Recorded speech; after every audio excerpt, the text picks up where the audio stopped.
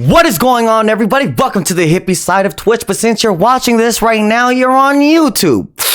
All the links and stuff is going to be pinned below in the description. We're doing a live interview with BtribeWolf. That's the homie. I really be talking to cuz. I really like his stuff. Go check him out. But yes, I don't know what YouTubers say. Like, comment, subscribe. Dislike it if you don't like it. Shit, I don't know. I'm not a YouTuber, but any words, BTribe. Yo, what up, Team Cat Crew? Yo, HippieSoLit, thanks for having me, man. I really appreciate it. Hope everyone's doing well on the hippie side of Twitch, man. Yo, Team Cat Crew's fucking a phenomenal team. Met Hippie about almost a year now, so it's an honor being here, bro. Thank you so much for having me, bro. How's everybody doing? Let's go!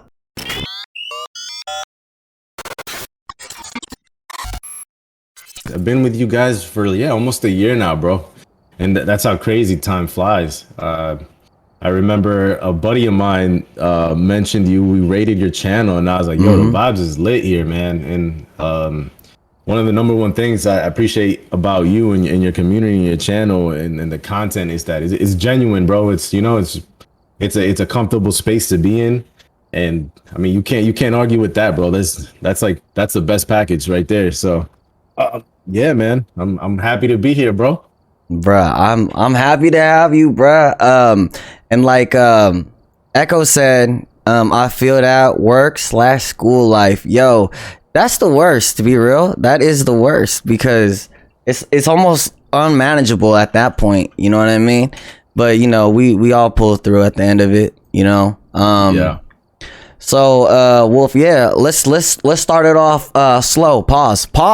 Let's start it off slow on this. Sus. Okay.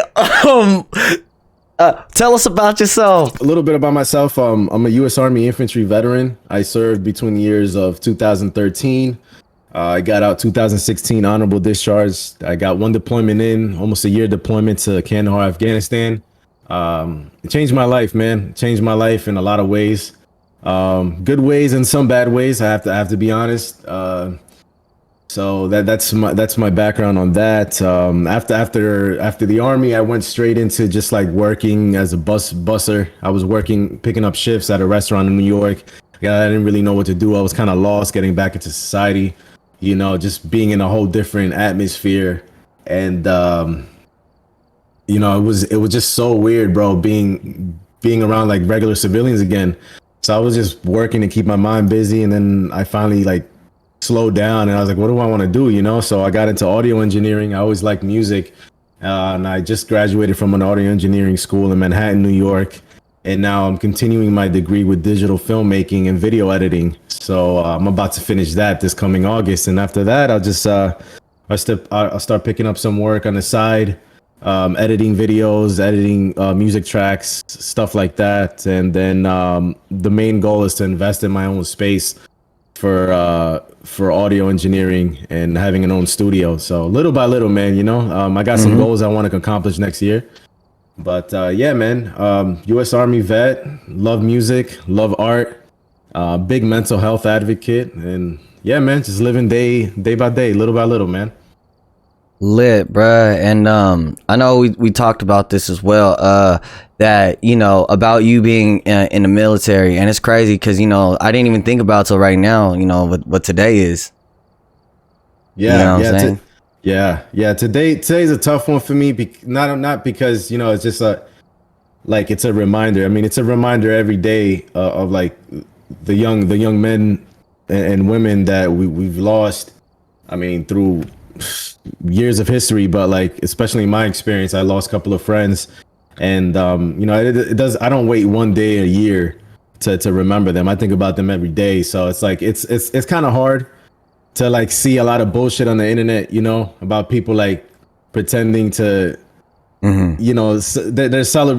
using this day. I'm not generalizing everyone, but there's a lot of people that are using this day just to have an excuse to party and get wild and don't even know what the hell they're partying for, so yeah, it's a day that I get a little emotional and stuff like that. But the best thing I could do for men and women like that made the ultimate sacrifice is just live on every day, honor their name, do the right thing. You know what I mean, and just keep pushing forward, bro. That's really it. Yeah, But you know, and thank you for your service, bruh. You feel me? Like that's one hell of a job description. I got homies that were in infantry because that's all they could accomplish. You feel me? Because that's all they knew. You feel me? Was they weren't that book smart. You feel me? They couldn't work in no office, and they were too wild, bro. You know, and unfortunately, like one of my homeboys, you know, he didn't make it back home. You know what I mean? They whopped the Humvee that he was in. Feel me? Yeah, rest his soul, man. Hell yeah. Yeah. It sucks, you know. It really does. But yeah, it's like, you know, there's not much. It's war at the end of the day. You know, there's no promises in it. You know, it's rolling the dice.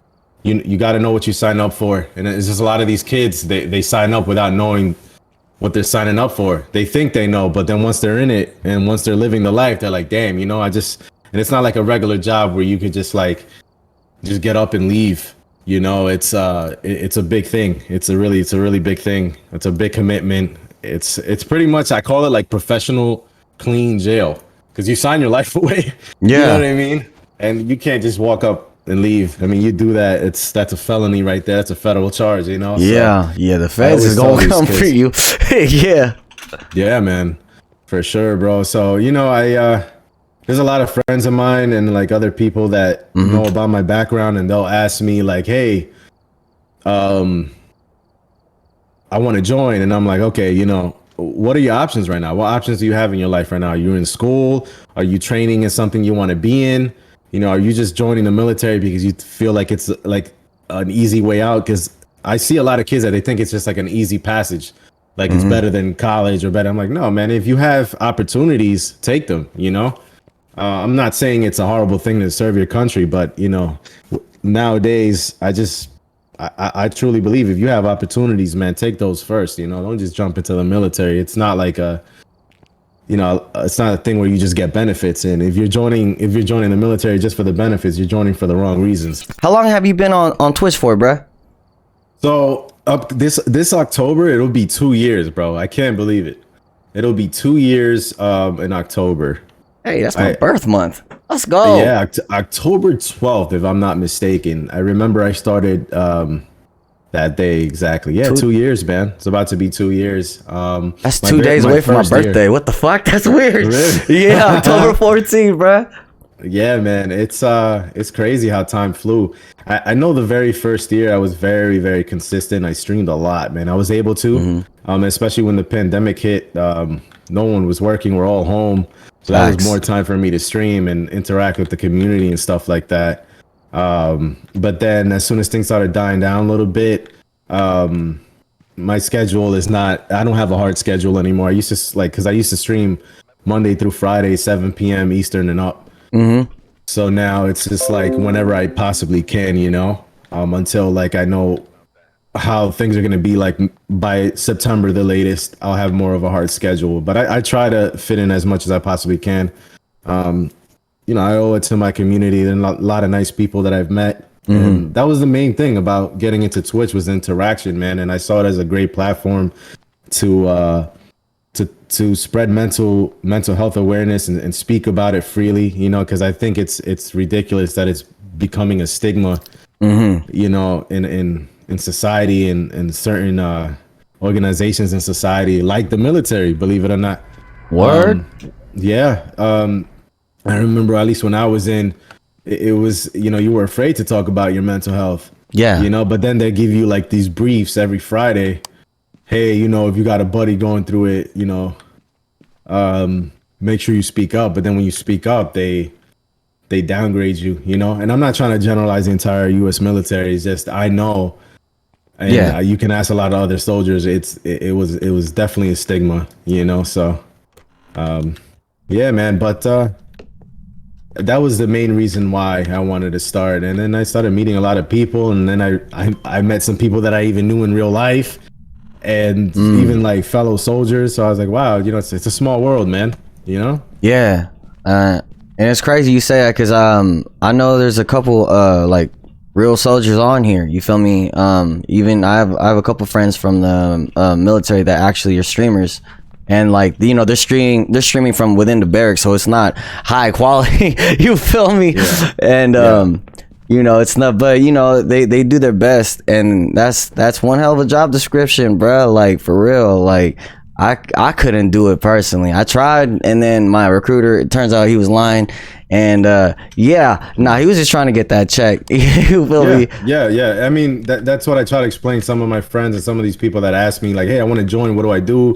You know, and then I'll ask them like 1,000 questions about like, why do you want to join? And they can never give me a straight answer. And I'm like, listen, you know, the recruiter is a good person, but the recruiter has a job at the end of the day, and their mission, not their job, their mission is to get a certain number of people a month, and you're one of those numbers. So they're gonna paint beautiful pictures about the military, you know, to try to get your ass in. So, you know, like, you rather hear it from an actual service member that went through it, that experienced it, and tell you what it is. And if you still want to join, then that's on you. Yeah. But yeah, man, you know, recruiters, their job is to paint the picture nice. You know what I mean? At the end of the day, not everything is delivered. Not all those benefits that you hear are delivered. And again, like I said before, if people are trying to join just for the benefits, you're joining for the wrong reasons. What made you really like first kick it off on Twitch?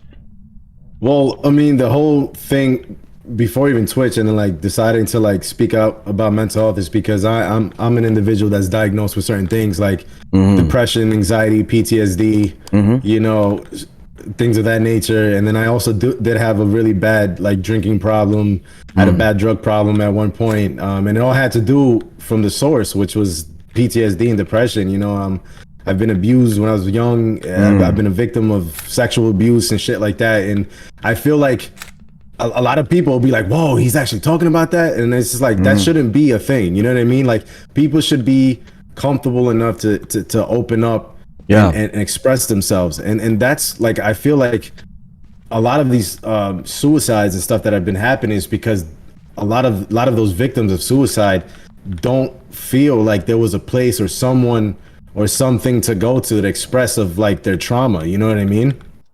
So, and trauma's real. Trauma's very real, bro. Trauma's very real. So like, I was like, man, you know, my brother was always on this thing called twitch.com, and I was like, what is this? And it's all gaming and stuff. And I'm a passionate gamer. I've been gaming since I was like 6 years old. And I used to game just to escape like the drama around like my environment at that age. You know, I lived in the projects at one point. My parents, they're still together till this day. They worked very hard to get us out of there and stuff like that. I know talking about that type of shit probably ain't easy for you. You feel me? I've been through through the, you know what I mean, various amount of trauma and that you speak on. And you know, I truly feel for you, bro, because no one should go through that type shit. You know what I mean? And you know, I'm super happy that, you know, you managed to build a way with it instead of letting that shit, you know, devour who you are as a person. Because, you know, some people who are affected by that shit really, you know, some people don't come back from that. You know what I mean? And sometimes, I mean, not sometimes, you know, like on certain occasions, you feel me, they start becoming the person who starts victimizing other people. You feel me? Instead of like looking out for them. And you know what I'm saying? Like, I know when it came to you though, like what you just said, you feel me, is like, you know what I mean? You're really just trying to look out for everybody else. And that's you being a soldier and you really looking out for everybody else, you know, except for yourself again, bruh. And you know, that speaks volumes, at least to me. And that's the thing too, like you mentioned something really big about like, you know, worrying about other people and stuff. Yeah, like I love to do that, but there was a point in my life where I did that way too much and I completely forgot about myself. And then when it came down to thinking about myself, I was already heavily depressed and didn't know how to get back up, you know? So like, you know, I checked myself into therapy and therapy has been like one of the greatest decisions I've ever made in my entire life. I have a really good therapist and, you know, we worked on like how to like open back up again and try to like look at the things that are worth living for and worth fighting for and worth excelling for. And you know, that's what I've been doing lately, man. I've been reading some books about like the law of attraction. There's this really good book called The Secret. I'm sure you've heard about it. A lot of people have too. And it's literally like a blueprint in how to like stay positive and look at the big things on life, you know? So And I've been like, little by little, it's not like an overnight thing. It's a journey, but I think that's what life is all about, bro. Just like sacrificing and excelling and becoming better, becoming the best version of you can possibly be, so. And I like the way you phrase that. You feel me? Because a lot of people don't look at it that way. I know people who've been to prison, you feel me, and it came out even worse. And then when they first walked in, it sounds like for you, it sounds like the military built a foundation and a structure for you where, at least in my eyes, you feel me, from the outside looking in, it looks like they built a foundation for you to kind of go off on. And what how do you feel about that when I phrase it that way? Yeah, no, that's great. I mean, that's initially why also I joined the military, is because not only did I want to do something that was bigger than myself, I wanted the discipline, I wanted that I needed to learn the hard way, unfortunately, because I was messing up a lot too, I was hanging out in the streets a lot. I was with a really bad crowd, and that ultimately messed up a lot of things in my life, and thank God I'm still here and I'm not like behind bars, and so I had a chance, but unfortunately I thought about like a lot of kids that don't have that second chance, that went through like kind of like the same path I went through, but didn't have a chance to redeem themselves, either because they're already in jail or their life was taken, and so I try to not take that for granted, and try to find like things again, like elements in life that can help me better myself as a person. So yeah, man, Twitch is was a combination of just like to interact with other people, and also to share my passion for games. I love video games. I love horror games. I love like all kinds of video games. I'm open to any of them. And the thing I like the most about him is that it's another like tool that's used to interact with people, because nowadays it's like people interact only through cell phones and they sound so robotic. Yeah. You know what I mean? Like you got people saying LOL right in front of you. Yeah. Instead of laughing, you know what I mean? Lamau. Lamau. You know what I mean? So I'm just like, dude, I feel like, I know back in my day, at least Friday nights, man, we'd just like have the homies over. We'll be on like a 4-port N64 playing GoldenEye 7 with like chips and drinks, you know what I mean? Yeah. And those were the good times, bro. Now it's like so advanced, but you can like have your friends in one little chat room. But still, it like forces you to interact with people. And I think that's what society needs, more interaction, instead of being so robotic. You're very passionate about playing games and horror games. So what kind of horror are you into? Like survival horror or just horror in general? I lean towards more to like survival horror, because like the first video game series I was introduced to as a kid playing horror was the first two, because I was introduced to them at the same time. It was Resident Evil and Silent Hill. And they're very similar. Yeah. So like my mom, small little Dominican lady, not reading what she's buying, she came home with a PS1 and a bunch of games. And I remember it was like Silent Hill, Resident Evil 2, Metal Gear Solid 1, Crash Bandicoot, Spyro, and Driver. And she had no idea what like ratings or anything. She just bought the games.